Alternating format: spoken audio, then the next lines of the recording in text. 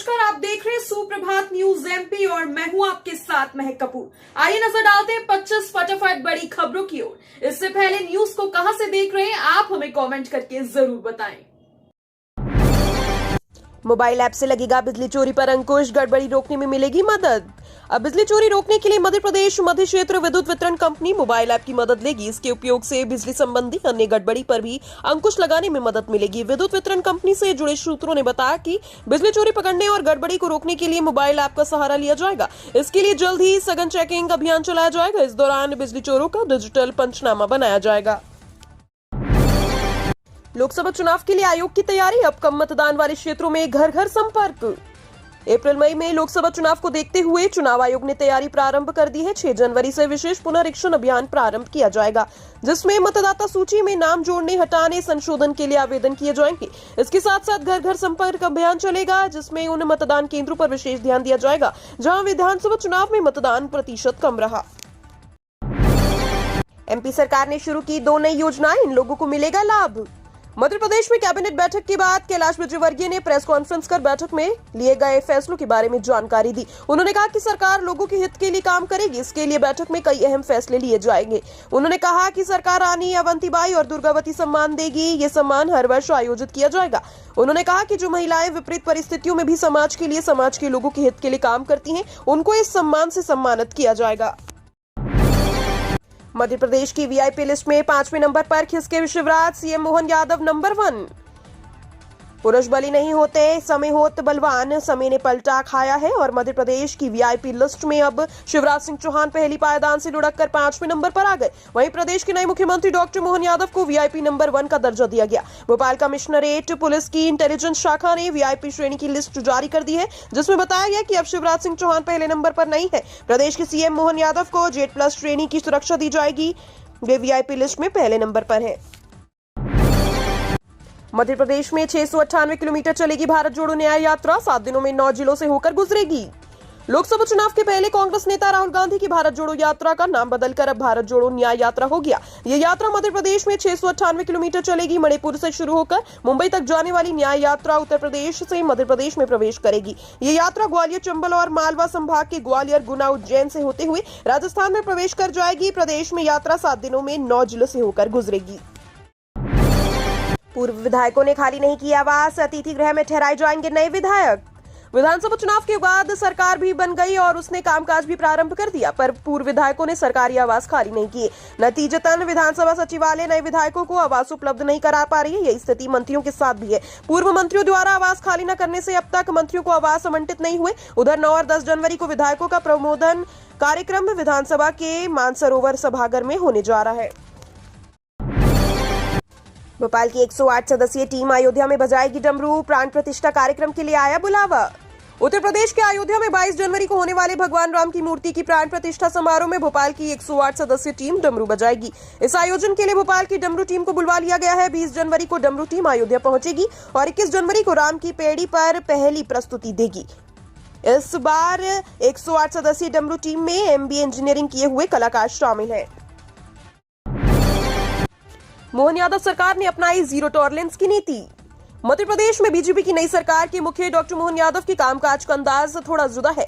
सरकार का अभी तक महीने का कार्यकाल भी नहीं हुआ, लेकिन अब तक 2 जिलों की कलेक्टर गलती के लिए अपनी कुर्सी गंवा चुके। कहा जा रहा है कि यह सरकार फिलहाल जीरो टॉलरेंस की नीति पर चल रही है, जिसकी तारीफ विपक्षी कांग्रेस के नेता कर रहे हैं। ताजा मामला शाजापुर कलेक्टर किशोर कन्याल का है, जिन्हें एक ड्राइवर से बदतमीजी से बात करने पर कुर्सी से हाथ धोना पड़ा।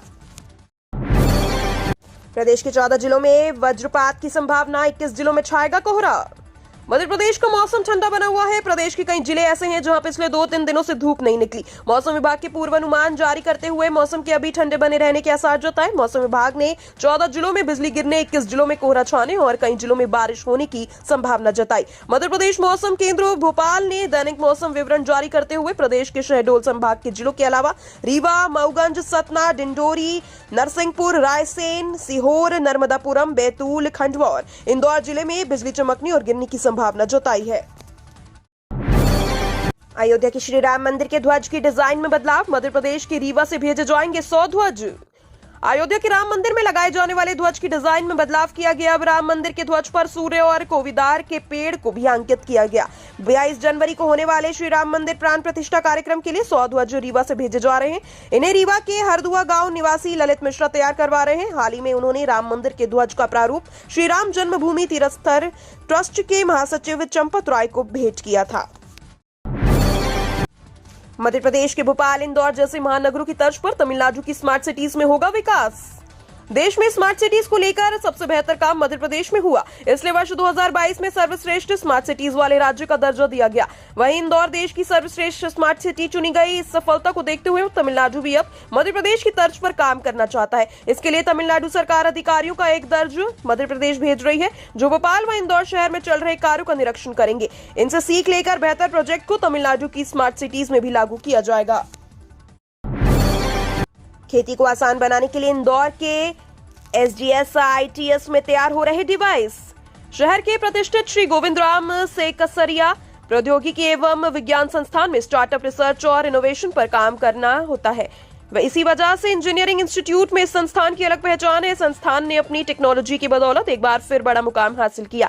खेती को आसान बनाने के लिए संस्थान में डिवाइस तैयार की जा रही है। दरअसल संस्थान ने हाल ही में पुणे में सोसाइटी ऑफ ऑटोमोबाइल इंजीनियरिंग द्वारा आयोजित टिफान प्रतियोगिता में क्वालिफाई किया।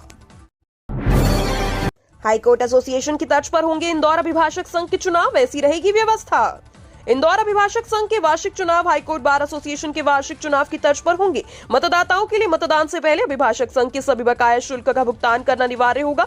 सिर्फ वे ही सदस्य मतदान में हिस्सा ले सकेंगे जिन्होंने संघ से नो ड्यूज प्राप्त कर लिया। बकाया शुल्कों के भुगतान के लिए मतदान वाले दिन भी विशेष काउंटर लगाए जाएंगे, ताकि जो सदस्य पात्र होने के बावजूद सिर्फ इसलिए मतदान नहीं दे पा रहे कि उन्होंने संघ के बकाया नहीं चुकाए, वे बकाया शुल्क जमा कर मतदान में हिस्सा ले सकते हैं। योजनाओं के माध्यम से हितग्राहियों को सरकार आपके द्वार पहुंचकर कर रही लाभान्वित। राज्यपाल मंगूभाई पटेल ने विकसित भारत संकल्प यात्रा में शामिल होने के लिए सागर जिले के ग्राम भोपाल पहुंचे। कार्यक्रम की शुरुआत राज्यपाल मंगूभाई पटेल ने द्वीप प्रज्वलित कर की। आयोजित शिविर में कहा गया कि योजनाओं के माध्यम से हितग्राहियों को सरकार आपके द्वार पहुंचकर लाभान्वित कर रही है। उन्होंने कहा कि सागर का भोपाल आज गौरव महसूस कर रहा होगा, जब पूरी सरकार ग्राम भोपाल में आकर हितग्राहियों को लाभान्वित करने कार्य कर रही है। मध्य प्रदेश में बीजेपी और सरकार की नजर आदिवासी वोट बैंक पर। मध्य प्रदेश में सरकार बनने के बाद डॉक्टर मोहन यादव की नेतृत्व वाली सरकार के बाद बीजेपी संगठन का खास ध्यान आदिवासी वोट बैंक पर है। यह बात मंत्रिपरिषद की जबलपुर में हुई पहली बैठक से ही जाहिर हो गया। मध्य प्रदेश की राजनीति में 22% वोट रखने वाले आदिवासी वर्ग की खास अहमियत है।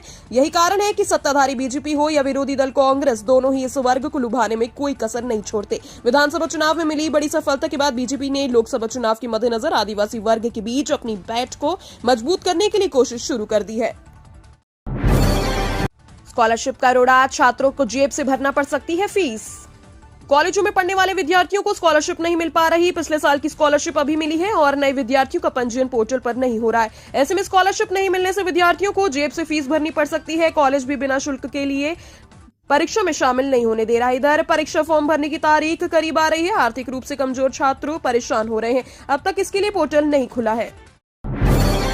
उज्जैन के विकास को अब लगेंगे पंख। सिंहस्थ 2028 के विकास कार्य जल्द होंगे शुरू। उज्जैन के सिंहस्थ 2028 और नमामि शिप्रा प्रोजेक्ट के साथ ही पूर्व की तरह विश्व प्रसिद्ध श्री महाकालेश्वर मंदिर में दोपहर 1 बजे से शाम 4 बजे तक गर्भगृह में आम श्रद्धालुओं के प्रवेश को शुरू करने की कवायद तेज हो चुकी है।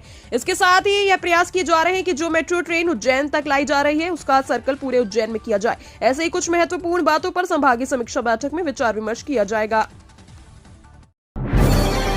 संत क्लिक करेंगे लिंक जनरेट बोर्ड पर बनेगा एंट्री पास।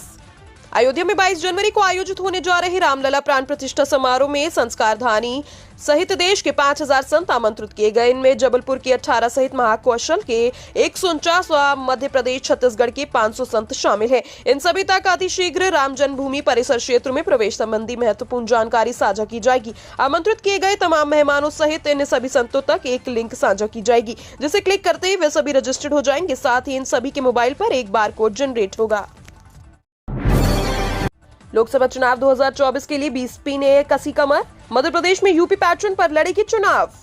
लोकसभा चुनाव 2024 के लिए जहां बीजेपी कांग्रेस तैयारियों में जुटी है, वहीं अब बहुजन समाज पार्टी बसपा भी रणनीति बनाने में जुट गई है। बसपा उत्तर प्रदेश के पैटर्न पर ही मध्य प्रदेश में लोकसभा को चुनाव लड़ेगी। इसके लिए बसपा ने मध्य प्रदेश की 29 सीटों को 3 जोन में बांटा। पहले दूसरे जोन में 10-10 सीटें जबकि तीसरे जोन में 9 सीटें रखी हैं। संक्रांति से पहले बड़े तिल के रेट 200 रुपए किलो पर पहुंचे, गुड़ भी हुआ महंगा। संक्रांति के मौके पर घर घर में लड्डू बनाए जाते हैं। इस साल लड्डू बनाने वाले किराना सामग्री के दाम कई गुना बढ़ गए, जिसके चलते लोग पिछले साल की अपेक्षा कम ही किराना खरीद रहे हैं। पिछले साल 35 से 40 रुपए प्रति किलो बिकने वाला गुड़ के दाम 45 से 50 रुपए प्रति किलो तक पहुंच गए। वहीं तिल के दाम 200 रुपए प्रति किलो पर पहुंच गए हैं। बता दें कि तीज त्योहार आते ही खासकर किराना आदि खाद्य सामग्रियों के दामों में तेजी आने लगती है। हवाई यात्रियों के लिए बड़ी खुशखबरी, इंडिगो की टिकट हुई सस्ती। हवाई जहाज से यात्रा करने वाले यात्रियों के लिए खुशखबरी आई है। जी हां, इंडिगो फ्लाइट की टिकट 200 से 1000 रुपए तक सस्ती हो गई। देश की सबसे बड़ी निजी एयरलाइंस इंडिगो ने हवाई ईंधन के दामों में कटौती के बाद फ्यूल चार्ज लगाने के फैसले को वापस लेने का फैसला किया। आपको याद दिला दें, एटीएफ के दामों में तेज उछाल के बाद अक्टूबर 2023 में एयरलाइंस में फ्यूल चार्ज लगाने का फैसला लिया था। इंडिगो की प्रवक्ता ने कहा, हमने हाल ही में एटीएफ की कीमतों में कटौती के बाद अपने ग्राहकों को राहत देने का फैसला किया है। 2028 में उज्जैन में होगा सिंहस्थ महाकुंभ, 30 करोड़ लोगों के आने का अनुमान। उज्जैन में इस वर्ष विकास का नया अध्याय लिखने को 5000 करोड़ रुपए के प्रस्ताव तैयार किए गए। इनमें नए आवासीय एवं व्यवसायिक क्षेत्रों का विकास करने, शिप्रा रिवर फ्रंट डेवलपमेंट करने, 24,000 मीटर लंबे घाटों का निर्माण, शहर में 116 सिटी बसों का संचालन करने, दताना हवाई पट्टी, सीवेज प्रणाली सहित प्रमुख मंदिरों, पर्यटन स्थलों, सप्त सागरों, सड़कों का विकास कार्य करने जैसी कई योजनाएं शामिल है। दावा है कि सिंहस्थ 2028 को ध्यान में रख इन प्रस्तावों के अमल में आने से उज्जैन विकास का नया अध्याय लिखेगा। मार्च में स्नातक अंतिम वर्ष की परीक्षा के लिए 2 लाख ओएमआर शीट की जरूरत। लोकसभा चुनाव के मद्देनजर देवी अहिल्या विश्वविद्यालय मार्च में स्नातक अंतिम वर्ष की परीक्षा करवाने जा रहा है, मगर इससे पहले विश्वविद्यालय ने कॉलेजों से ओएमआर शीट के बारे में पूछा। करीब 1/3 कॉलेजों ने शीट खत्म होने की जानकारी दी। ऐसी स्थिति में विश्वविद्यालय ने एजेंसी से संपर्क किया है। शीट की सप्लाई करने पर जोर दिया गया, लेकिन पिछला भुगतान नहीं होने से एजेंसी ने स्पष्ट जवाब नहीं दिया है। अब आनन फानन में अन्य एजेंसी से चर्चा शुरू की गई।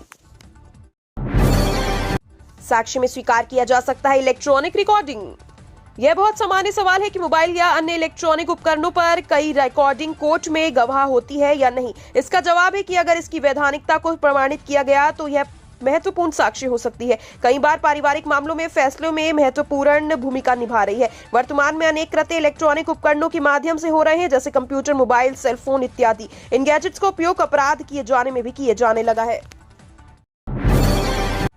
रूट मैप हुआ जारी, इन रूट से होकर गुजरेगी कांग्रेस की भारत जोड़ो न्याय यात्रा। लोकसभा चुनाव से पहले कांग्रेस पार्टी अपनी भारत जोड़ो यात्रा की तर्ज पर दूसरी यात्रा निकालने जा रही है, जिसका नाम भारत न्याय यात्रा दिया गया। लेकिन आज इस यात्रा का नाम बदल दिया गया। कांग्रेस नेता जयराम रमेश ने जानकारी देते हुए बताया कि 14 जनवरी से शुरू होने वाली इस यात्रा का नाम भारत जोड़ो न्याय यात्रा होगा। इसके साथ ही यात्रा का रूट प्लान भी जारी कर दिया गया है। इस रूट प्लान में बताया गया कि राहुल गांधी की यह यात्रा किन रास्तों से होकर गुजरेगी।